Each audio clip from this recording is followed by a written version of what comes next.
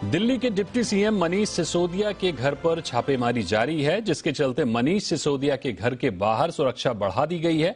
सिसोदिया के घर के पास धारा 144 लगाई गई है, तो चप्पे चप्पे पर पुलिस का पहरा है। पुलिस ने हंगामे से निपटने के लिए बैरिकेडिंग की है। तो डिप्टी सीएम मनीष सिसोदिया के घर के बाहर प्रदर्शन कर रहे आप कार्यकर्ताओं को पुलिस ने हिरासत में लिया है।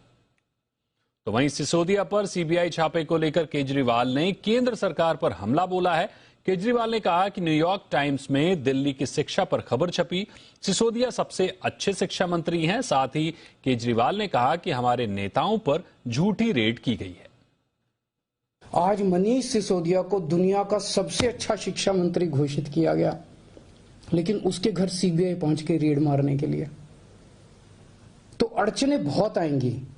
पिछले 7 साल में भी कोई आसान काम नहीं था न्यूयॉर्क टाइम्स के फ्रंट पेज पे आना और दिल्ली के अंदर शिक्षा क्रांति करना। पिछले 7 साल में भी मनीष जी के ऊपर न जाने कितनी बार रेड हुई है। ये पहली रेड नहीं है, मेरे ऊपर कई बार रेड कर चुके। सतिंदर जैन पे, कैलाश गहलोत पे, हमारे कितने लोगों पे ये लोग रेड कर चुके। कुछ नहीं मिला, अभी भी कुछ नहीं मिलेगा। तो सीबीआई अपना काम कर रही है, उसे घबराने की जरूरत नहीं है। सीबीआई को हम अपना काम करने दें। उनको ऊपर से आदेश हैं कि भाई इनको तंग करना है, ऊपर से आदेश हैं, अड़चने अड़ाओ। अड़चने आएंगी, काम नहीं रुकेगा। और इस खबर पर दिल्ली से हमारे साथ जुड़ रहे हैं हमारे सहयोगी तरुण कुमार। तरुण, क्या अपडेट है? लगातार छापेमारी जारी है और क्या कुछ डिटेल्स मिल रही हैं आपके? देखिए 11 घंटों से ज्यादा का वक्त हो चुका है। सुबह करीबन 8 बजे के आसपास सीबीआई की टीम पहुंच चुकी थी। 4 गाड़ियों के अंदर सवार होकर 15 अधिकारी शामिल हुए थे इस पूरी रेडमारी के लिए। अभी के जो विजुअल हैं, मैं कहूंगा कि वीडियो जर्नलिस्ट बाला जाकर थोड़ा नैरो व्यू देने की कोशिश करें। रिसेप्शन के पास कुछ देर पहले मनीष सिसोदिया आए थे।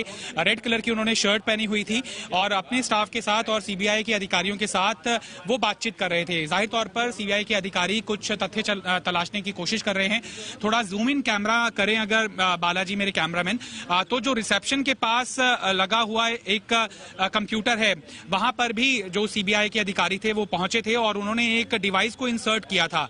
सीबीआई की कोशिश रहेगी कि ये लंबी जो पूछताछ चल रही है, इंटेरोगेशन चल रही है, तफ्तीश चल रही है, उस दौरान कुछ एक सॉलिड तथ्य निकाल लिए जाएं, पेपर वर्क इतना सॉलिड कर लिया जाए ताकि जब सेकेंड राउंड ऑफ इंटेरोगेशन होगी तब पुलिस पुख्ता तरीके से चार्जेस जो फ्रेम किए गए हैं एफआईआर के माध्यम से, उन्हें साबित करने के लिए मनीष सिसोदिया के खिलाफ कार्रवाई को आगे बढ़ा सके। ये डेवलपमेंट होने के बाद कुछ देर पहले ये देखने के लिए आया था जो मनीष सिसोदिया का जो दूसरा दरवाजा है घर का, वहां से जो एकाएक पहुंचे थे सीबीआई के अधिकारी और जो उनकी गाड़ी थी उसको खंगालने की कोशिश की थी और वहां से सीबीआई की टीम को कुछ महत्वपूर्ण दस्तावेज मिले थे। उस गाड़ी के भी मैं विजुअल आपको एस्टेब्लिश कर देता हूं। कुछ देर पहले ही यहां पर ये गाड़ी को देखने के लिए पहुंचे थे, जिसका नंबर DL 3GD 0017 है और कुछ सेकंड्स की यहां पर तफ्तीश की गई थी। गाड़ी के सभी दरवाजे खोल दिए गए थे और कुछ एक कागज सीबीआई को बरामद हुए हैं। जो प्रिलिमिनरी जानकारी मिल रही है इस पूरे मामले के अंदर, ये माना जा रहा है कि कुछ सबूत सीबीआई के हाथ में लगे हैं। सुबह तक ये समझ में आ रहा था कि 21 ठिकानों के अंदर 7 राज्य और यूनियन टेरिटरीज के अंदर ये रेड चल रही है, लेकिन सीबीआई के सोर्सेज ने अभी कंफर्म किया है कि वो 21 ठिकाने नहीं बल्कि 31 ठिकानों पर इस मामले के अंदर छापेमारी कर रही है, जिसके अंदर मुंबई भी शामिल है। दिल्ली, गुरुग्राम, चंडीगढ़, हैदराबाद, लखनऊ, बेंगलुरु, इसके अंदर भी रेड हुई है। आप सिर्फ इस रेड का दायरा एनसीआर या दिल्ली तक सीमित ना समझें और 21 लोकेशंस नहीं है बल्कि 31 लोकेशंस पर रेड मारी की गई है। एक तरह से चार्जेस फ्रेम करने की सीबीआई की तरफ से पुरजोर कोशिश की जा रही है। कुछ घंटे पहले आम आदमी पार्टी के कार्यकर्ता यहां पर अपना सपोर्ट जाहिर करने के लिए पहुंचे थे। लिहाजा जब भी इस तरह से कार्रवाई जो जांच एजेंसी की होती है वो लंबी खींचती है, तो जो law and order situation maintain करने की जिम्मेदारी दिल्ली पुलिस के पास है। उनको लगता है कि बड़ी संख्या के अंदर अगर प्रदर्शनकारी या फिर उनको सपोर्ट करते हुए कार्यकर्ता जुटे तो एकाएक उनको हटाना आसान नहीं होगा। लिहाजा जैसे जैसे वो यहाँ पर इकट्ठे होते गए वैसे वैसे उनकी डिटेंशन हो गई। ये सर्विस लेन है, यानी कि ट्रैफिक की मूवमेंट बाधित कर दी है सामान्य वाहनों के लिए। जो यहाँ के रेजिडेंट हैं वो यहाँ से आ जा सकते हैं, लेकिन एकाएक यहाँ पर कोई कार्यकर्ता प्रदर्शन आकर करेगा, इस बात की आशंका बहुत कम दिखाई दे रही है। दोपहर के वक्त कुछ कार्यकर्ता आए थे, जिसमें कुछ विधायक भी शामिल थे, और उन्होंने नारेबाजी थोड़ी बहुत जैसे ही करनी शुरू की और उनका जमावड़ा ज्यादा बढ़ता हुआ देखकर लॉ एंड ऑर्डर सिचुएशन खराब ना हो, ट्रैफिक मूवमेंट खराब ना हो, सीबीआई की जांच प्रभावित ना हो, लिहाजा पुलिस ने उनको तुरंत डिटेन कर लिया।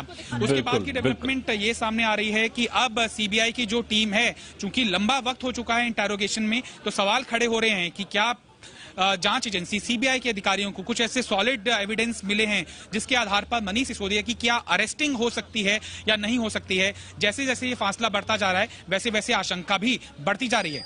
बिल्कुल, आशंकाएं बढ़ती जा रही हैं। हालांकि 11 घंटे का समय हो चुका है और लगातार छापेमारी जारी है। मनीष सिसोदिया के घर के आसपास धारा 144 लागू कर दी गई है ताकि प्रदर्शन ना हो सके, विरोध ना हो सके। बहुत बहुत शुक्रिया करेंगे तरुण आपका हमारे साथ जुड़ने के लिए और इस अहम खबर को बताने के लिए।